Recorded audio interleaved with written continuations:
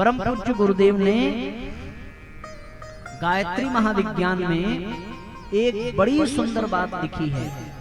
लिखा है कि जो व्यक्ति गायत्री मंत्र का जाप करता है तो उसके भीतर कौन कौन से परिवर्तन होते हैं, कौन कौन से परिवर्तन होते हैं। इस विषय में परम पूज्य गुरुदेव लिखते हैं कि गायत्री मंत्र को जप करने वाला साधक कैसा होता है, उसका फल क्या है, उसका लक्षण क्या है कि आपकी साधना फलीभूत होती जा रही है। आप ये मानेंगे कैसे कि हमारे जीवन में गायत्री मंत्र का प्रभाव बढ़ता जा रहा है।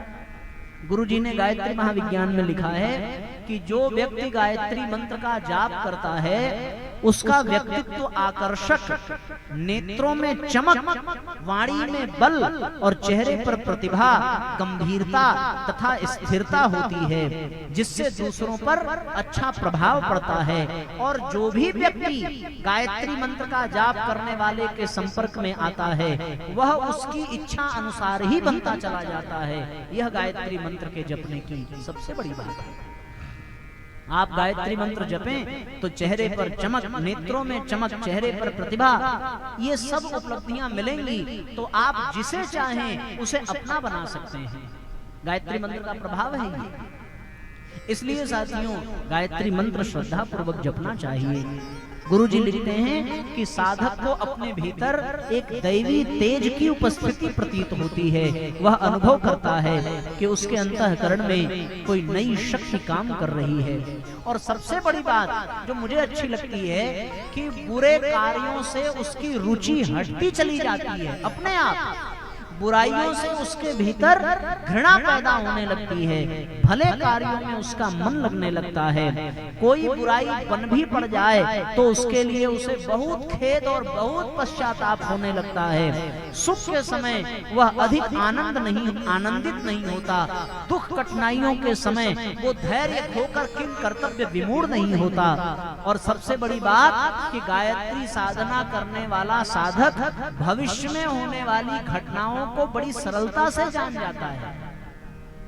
बताए या ना बताए, पहले प्रारंभ में थोड़ी थोड़ी जानकारी का अनुभव होता है, पर पीछे जब अभ्यास हो जाए, साधना परिपक्व हो जाती है तो भविष्य की घटनाएं उसे स्पष्ट दिखाई पड़ने लगती हैं। ये गायत्री साधना का चमत्कार है। इतना ही नहीं, जो नित्य गायत्री मंत्र का जाप कर रहा है वह क्रोधित होकर के अगर किसी को श्राप भी दे दे तो आज भी उसके द्वारा दिया गया श्राप सत्य सिद्ध हो जाएगा।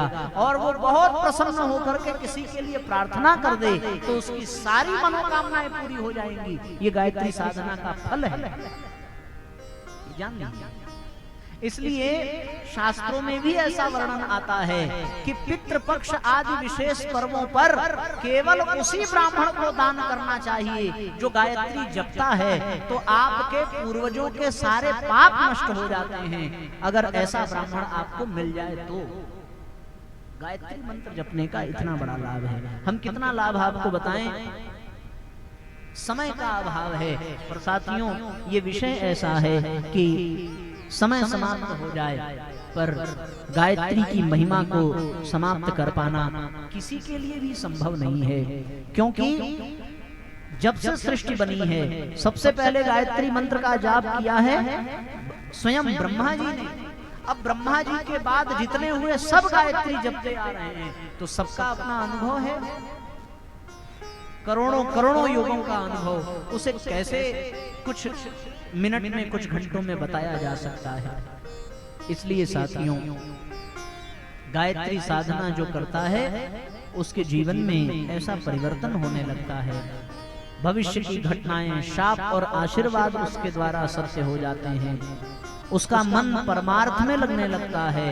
मन से घृणा भाव मिट जाते हैं। भीतर क्षमा, दया, करुणा, प्रेम, स्नेह, सद्भाव, सद्विचार, न्याय, धर्म, परमार्थ, इन सब की भावनाएं सुदृढ़ हो जाती हैं। और देखते देखते गायत्री जपने वाला देवता बन जाता है। वो साक्षात देवता बन जाता है। भारतीय संस्कृति का आधार है। तो कल हमने आपको गौ माता के विषय में बताया था और आज गंगा और गायत्री के विषय में आपको बताने का मन था। तो जितना हमसे बन पड़ा हमने आपको गायत्री के विषय में बताया। अभी भी बहुत कुछ बताने को शेष है, पर शेष रहना भी चाहिए। हाँ, ये जान लीजिए, अध्यात्म जगत में तृप्ति पूर्ण न मिले तभी अच्छा है। पूर्ण ज्ञान, पूर्ण तृप्ति मिल जाए तो गति रुक जाती है। इसलिए कुछ प्यास बची रहनी चाहिए। यही प्यास आपको फिर से सत्संग में ले आएगी, फिर से आपको किसी गायत्री परिवार के आयोजन में जाने का मन करेगा, फिर से आपको गायत्री के विषय में सुनने की जिज्ञासा होगी। यह प्यास जरूरी है। ये जरूरी है कि प्यास अधूरी रहे। इसलिए साथियों, शोध का विषय है। हम स्वयं जपें और जप करके अनुभव करें कि क्या हमारा अनुभव है, तो आपको एक नया अनुभव मिलेगा, एक नए विचार मिलेंगे, एक नया दृष्टांत मिलेगा।